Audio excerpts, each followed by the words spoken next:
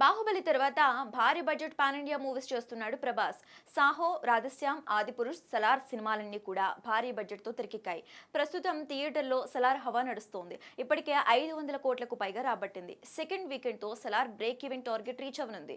ఇక present sets పై ఉన్న సినిమాల్లో కల్కి దాదాపు 500 కోట్ల బడ్జెట్ తో పాన్ వరల్డ్ రేంజ్ లో తెరకెక్కుతుంది. అయితే ఈ భారీ ప్రాజెక్టు మధ్యలో మారుతితో ఓ సినిమా కమిట్ అయ్యాడు డార్లింగ్. మొదట్లో అసలు మారుతితో ప్రభాస్ సినిమా చేయటం ఏంటి అనే కామెంట్స్ వినిపించాయి. కానీ అన్ని భారీ ప్రాజెక్ట్స్ కాబట్టి మధ్యలో మీడియం రేంజ్ బడ్జెట్ తో ఈ సినిమా చేస్తున్నాడు ప్రభాస్.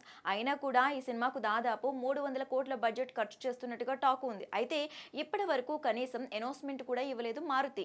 అనాధికారికంగా సైలెంట్ గా షూటింగ్ మాత్రం చేస్తున్నాడు. ఇప్పటికే చాలా వరకు షూటింగ్ పార్ట్ కంప్లీట్ చేశాడు. ఇటీవలే బాలీవుడ్ హీరో సంజయ్ దత్ ఈ సినిమా షూటింగ్ లో జాయిన్ అయినట్టుగా వార్తలు వచ్చాయి. కానీ అఫీషియల్ అనౌన్స్మెంట్ మాత్రం బయటికి రావటం లేదు. అయితే ఇప్పుడు ఆ టైం రానే వచ్చేసిందని అంటున్నారు. లేటెస్ట్ అప్డేట్ ప్రకారం ఈ సినిమా నుంచి ఏకంగా ఫస్ట్ గ్లిమ్స్ ని రిలీజ్ చేయడానికి ప్లాన్ చేస్తున్నారట మారుతి. సంక్రాంతి కానుకగా ఈ గ్లిమ్స్ బయటికి రానుందని టాక్ వినిపిస్తోంది. ప్రస్తుతం మారుతి అదే పనిలో ఉన్నాడట. అయితే ఇందులో నిజమెందా అనేది తెలియాల్సి ఉంది. మరి ఇప్పటికైనా ప్రభాస్ మారుతి సినిమా నుంచి అప్డేట్ ఉంటుందేమో చూడాలి.